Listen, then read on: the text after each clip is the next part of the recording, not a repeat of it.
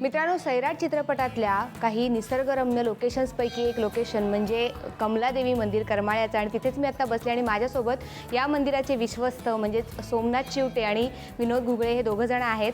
तुमचं दोघांचंही स्वागत आहे आमच्या कार्यक्रमात. मला पहिला प्रश्न तुम्हाला हा विचारायचा आहे सर, की सैराट प्रदर्शित झाला आणि त्याच्यानंतर हे देऊळ महाराष्ट्राच्या देशाच्या कानाकोपऱ्यात पोहोचलं, पण त्याआधी देवळाची परिस्थिती काय होती किंवा किती पर्यटक इथे भेट द्यायचे, एकूण माहिती काही असेल देवळाची तर ती आम्हाला ऐकायला आवडेल. हे पूर्वीपासून हे ऐतिहासिक मंदिर आहे. इथं प्रत्येक पौर्णिमेला मोठी यात्रा असते. वर्षातून 10 दिवस नवरात्राचा महोत्सव असतो. 5 दिवसाची एक कार्तिक महिन्यात मोठी यात्रा असते. हे पूर्वीपासून प्रसिद्ध देवस्थान आहे, त्यामुळे पूर्वीपासून गर्दी होती, परंतु सैराटमुळं आणखी त्याला चालना मिळाली आणि आणखी गर्दी वाढली.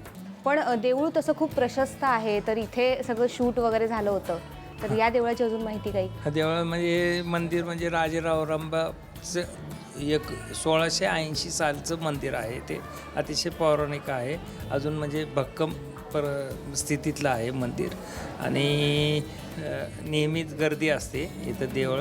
पण हे सैराट पिक्चरमुळं अजून 4 पट गर्दी वाढली आणि महाराष्ट्रातील जवळजवळ संपूर्ण म्हणजे ऑल महाराष्ट्रातील लोक सैराट पिक्चरमुळे इथं अजून पर्यटन स्थळ समजून आणि देवीचं दर्शन घ्यायला पण येतात, रोज येतात लोक. चिवटे साहेब, तुम्हाला विचारायचं आहे की तुम्ही दोघं किंवा इतर विश्वस्त मंडळात इथे कार्यरत आहात. किती वर्ष झालेत तुम्हाला? तुम्ही किती वर्ष या देवळाचा कारभार पाहताय? हे कमीत कमी 25 वर्ष झालं मी ह्या ट्रस्टमध्ये आहे. 25 वर्ष पूर्ण झाले. हे पूर्वी रावरंबा राजाने आख्यायिका आहे, त्यावेळेस रावरंबा राजाच्या स्वप्नात देवी आली. रावरंबा राजे इथून हमेशा इथं तुळजापूर म्हणून एक 70 मैलावर गाव आहे, ती देवी प्रसन्न झाली.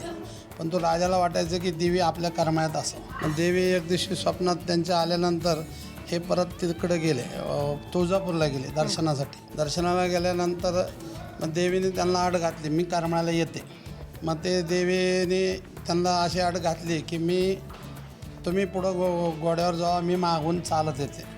मग देवी इथं खाली एक उजव्या बाजूला वर येताना एक छोटं मंदिर आहे, तिथं रावरंबाच्या राजाच्या दरबारात पालचूक चुकली किंवा खरंच आपल्या मागं देवी आली का म्हणून ती पाहायला गेली. पाहायला गेल्यानंतर इथं देवीच थांबली ते मग इथं परत मग रावरंबा राजाच्या देवी स्वप्नात येऊन माझं मंदिर इथंच बांधून सांगितलं. आता त्या आख्यायिकेत असं आहे की हे एका रात्रीतच हे मंदिर बांधले, त्यामुळे त्यावेळेसपासून ह्या मंदिराची 1700 काहीतरी साली हे मंदिर बांधलं. त्या बात, एवढी जुनी परंपरा या मंदिराची आहे. आणि त्यानंतर सैराटमध्ये हे मंदिर जेव्हा दिसलं, हे लोकेशन इतकं उत्तम दिसलं, त्यानंतर अजून प्रसिद्धी या मंदिराची वाढली.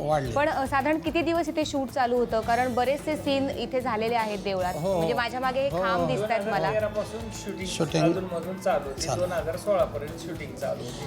स्वतः हे पण हा तुमचा अनुभव मला ऐकायला आवडेल की इथे शूटिंग चालू असताना. शूटिंग तसं शूटिंगला सुरुवात केव्हापासून झाली? 2013 साली, 2014-15 साली सैराटची शूटिंग 3दा 4दा झाली, थोडी आणि त्या सैराटमुळे परत गर्दी